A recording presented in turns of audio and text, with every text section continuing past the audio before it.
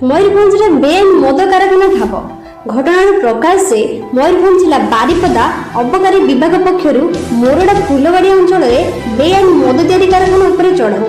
500 ml କାରାମେଲ, 880 cap, 50 litre spirit, 45ଟି ଲେବୁଲ ଜବତ କରିବା ସହିତ ମଦ ତିଆରି ପାଇଁ ବିଭିନ୍ନ ସାମଗ୍ରୀ ଜବତ କରିଛି।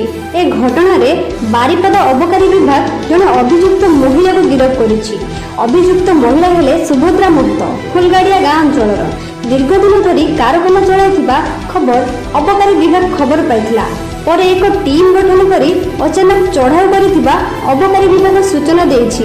ତେବେ ଏଭଳି ବଡ଼ ଧରଣର ବେଆଇନ କାର୍ଯ୍ୟରେ ଅନ୍ୟ ସହଯୋଗୀ ଥିବା କଥା ଅବକାରୀ ବିଭାଗ ସନ୍ଦେହ କରୁଛି।